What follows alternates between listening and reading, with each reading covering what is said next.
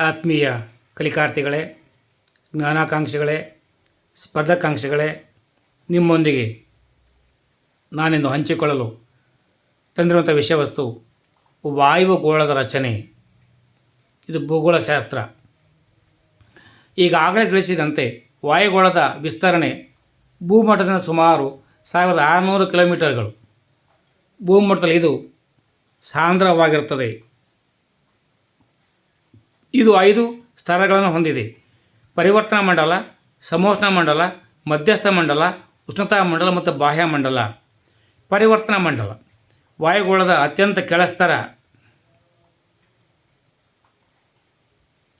ಹೀಗಾಗಿ ಈ ಸ್ತರವನ್ನು ಅಯಾನೋಮಂಡಲ ಎಂತಲೂ ಕರೆಯಬಹುದು. ಇದು ರೇಡಿಯೋ ತರಂಗಗಳನ್ನು ಪ್ರತಿಫಲಿಸಿ ಭೂಮಿಯ ಕಡೆಗೆ ಮರಳಿಸುತ್ತದೆ. ಇದರಿಂದ ರೇಡಿಯೋ ಸಂಪರ್ಕ ಸಾಧ್ಯ.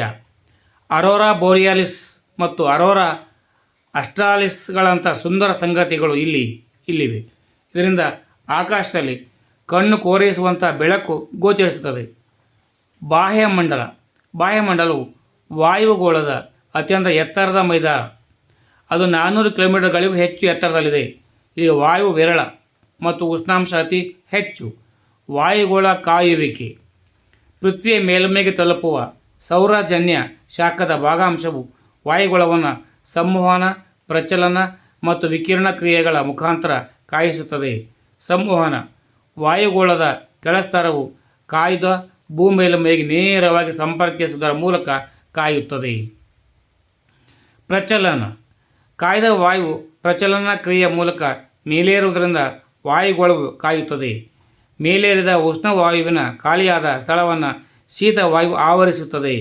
ವಿಕಿರಣ ಭೂ ಮೇಲ್ಮೈ ಕಾಯ್ದ ತರುವಾಯ ಅದು ವಾಯುಗೋಳಕ್ಕೆ ಶಾಖವನ್ನು ವಿಕಿರಣ ಕ್ರಿಯೆಯ ಮೂಲಕ ಬಿಡುಗಡೆ ಮಾಡುವುದರಿಂದ ವಾಯು ಕಾಯುವುದು. ಹೀಗಾಗಿ ಎತ್ತರಕ್ಕೆ ಹೋದಂತೆಲ್ಲ ಉಷ್ಣಾಂಶವು ಕಡಿಮೆ ಆಗುತ್ತದೆ. ವಾಯುಗೋಳದ ಉಷ್ಣಾಂಶವನ್ನು ಅಳೆಯುವುದಕ್ಕೆ ಉಪಯೋಗಿಸುವ ಉಪಕರಣಕ್ಕೆ ನಾವು ಉಷ್ಣತಾ ಮಾಪಕ ಎಂದು ಕರೆಯುತ್ತೇವೆ. ವಾಯುವಿನ ತಾಪಮಾನವನ್ನು ಅಳೆಯಲು ಸಾಮಾನ್ಯವಾಗಿ ಸೆಂಟಿಗ್ರೇಡ್, ಕೆಲ್ವಿನ್ ಅಥವಾ ಫ್ಯಾರನ್ಹೀಟ್ ಮಾಪನವನ್ನು ಉಪಯೋಗಿಸಲಾಗುವುದು. ಫ್ಯಾರನ್ಹೀಟ್ ಒಂದೇ ಪ್ರಮಾಣದ ಉಷ್ಣಾಂಶವನ್ನುಳ್ಳ ಸ್ಥಳಗಳನ್ನು ಸೇರಿಸುವ ನಕ್ಷೆಯ ಮೇಲೆ ಎಳೆಯಬಹುದಾದ ಕಾಲ್ಪನಿಕ ರೇಖೆ ಸಮತಾಪರೇಖೆ ಎನ್ನುವರು. ಉಷ್ಣಾಂಶದ ಪ್ರವಣತೆ ಪ್ರತಿ 125 ಮೀಟರ್ಗಳಿಗೆ 10 ಸೆಲ್ಸಿಯಸ್ ಅಥವಾ ಪ್ರತಿ 1000 ಮೀಟರ್ಗಳಿಗೆ 6.40 ಸೆಕೆಂಡ್ಗಳಿಗಿಂತ ಎತ್ತರಕ್ಕೆ ಹೋದಂತೆ ಉಷ್ಣಾಂಶವು ಕಡಿಮೆಯಾಗುತ್ತದೆ. ಇದನ್ನು ಉಷ್ಣಾಂಶದ ಸಾಮಾನ್ಯ ಇಳಿಕೆಯ ದರ ಅಥವಾ ಪ್ರವಣತೆ ಎನ್ನುತ್ತಾರೆ. ಸಾಮಾನ್ಯ 8ನೇ ಕ್ಲಾಸಿಗೆ ಬಂದಿರುವಂಥ ಭೂಗೋಳಶಾಸ್ತ್ರದ ಪಠ್ಯಗಳು ಇದು ವಿಸ್ತೃತ ಭಾಗವಾಗಿದೆ. ಆದ್ದರಿಂದ ನೀವು ಎತ್ತರದ ಸ್ಥಳಗಳಿಗೆ ಹೋದರೆ ಅಲ್ಲಿ ತಂಪು ಹವಾಗುಣವಿರುತ್ತದೆ. ಹೀಗಾಗಿ ರಜಾ ದಿನಗಳ ತಂಗುದಾಣಗಳು ಸಾಮಾನ್ಯವಾಗಿ ಬೆಟ್ಟಗಳ ಎತ್ತರ ಇಳಿಜಾರುಗಳಲ್ಲಿ ನಿರ್ಮಾಣಗೊಂಡಿರುತ್ತದೆ.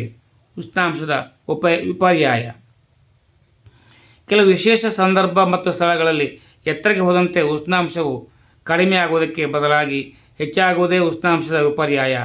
ಇದು ಉಷ್ಣಾಂಶದ ಪ್ರವಣತೆಗೆ ವಿರುದ್ಧ. ಇದು ದೀರ್ಘ ಚಳಿಗಾಲ ರಾತ್ರಿ, ಮೋಡರಹಿತ ಆಕಾಶ, ಶುಷ್ಕ ವಾಯು, ಹಿಮದಿಂದ ಆವೃತ ಕಣಿವೆ ಹಾಗೂ ವಾಯುವಿನ ಚಲನೆ ಇಲ್ಲದ ಪರಿಸ್ಥಿತಿಯಲ್ಲಿ ಸಂಭವಿಸುವುದು. ಕಣಿವೆಗಳು ಅತಿ ಶೀತವಾಗುವುದರಿಂದ ಭಾರವುಳ್ಳ ಶೀತ ವಾಯು ಕಣಿವೆಯ ಕೆಳಗಡೆ ಇಳಿದು ಇಲ್ಲಿ ನೆಲೆಗೊಳ್ಳುವುದು. ಹೀಗಾಗಿ ಉಷ್ಣಾಂಶದ ವಿಪರ್ಯಾಯ ಏರ್ಪಡುತ್ತದೆ. ಉಷ್ಣಾಂಶ ವಲಯಗಳು ಎಷ್ಟಪ್ಪ ಅಂದರೆ 3: ಉಷ್ಣವಲಯ, ಸಮಶೀತೋಷ್ಣ ವಲಯ ಮತ್ತು ಶೀತ ವಲಯ. ಸೂರ್ಯನ ಕಿರಣಗಳ ಪತನವನ್ನು ಆಧರಿಸಿ ಪೃಥ್ವಿಯ ಮೇಲ್ಮೈಯನ್ನು ಉಷ್ಣಾಂಶದ 3 ವಲಯಗಳಾಗಿ ವಿಂಗಡಿಸಲಾಗಿದೆ. ಉಷ್ಣವಲಯ ಇದು ಕರ್ಕವೃತ್ತ ಮತ್ತು ಮಕರವೃತ್ತಗಳ ನಡುವಣ ಪ್ರದೇಶವೇ ಉಷ್ಣವಲಯ. ಸೂರ್ಯನ ಲಂಬಕಿರಣಗಳಿಂದ ಅತ್ಯುಷ್ಣತೆಯ ವಲಯ ಅತಿ ಶಾಖವುಳ್ಳ ಬೇಸಿಗೆ ಮತ್ತು ಬೆಚ್ಚಗಿನ ಚಳಿಗಾಲ ಇಲ್ಲಿರುತ್ತೆ. ಕರ್ಕವೃತ್ತ ಮತ್ತು ಉತ್ತರ ಧ್ರುವ ವೃತ್ತ ಹಾಗೂ ಮಕರವೃತ್ತ ಮತ್ತು ದಕ್ಷಿಣ ಧ್ರುವ ವೃತ್ತಗಳ ನಡುವಣ ಪ್ರದೇಶಗಳೇ ಸಮಶೀತೋಷ್ಣ ವಲಯ. ಸೂರ್ಯನ ಓರೆಯಾದ ಕಿರಣ ಅಲ್ಪಾವಧಿ ಮತ್ತು ಬೆಚ್ಚನೆಯ ಬೇಸಿಗೆ, ದೀರ್ಘ ತಂಪಾದ ಅಥವಾ ಶೀತವುಳ್ಳ ಚಳಿಗಾಲಗಳು ಈ ಪ್ರದೇಶದಲ್ಲಿ ಬರ್ತವೆ. ಉತ್ತರ ಧ್ರುವ ಮತ್ತು ಉತ್ತರ ಧ್ರುವ ವೃತ್ತ, ದಕ್ಷಿಣ ಧ್ರುವ ವೃತ್ತಗಳ ನಡುವಣ ಪ್ರದೇಶಗಳೇ ಶೀತ ವಲಯ.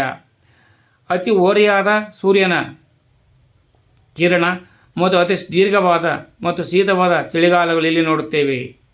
ವಾಯುಗೋಳದ ಒತ್ತಡ ನಮ್ಮ ಸುತ್ತಲೂ ವಾಯು ಆವರಿಸಿದೆ, ಅದನ್ನು ನಾವು ನೋಡಲಾಗುವುದಿಲ್ಲ, ಆದರೆ ಅದನ್ನು ಅನುಭವಿಸುವುದು.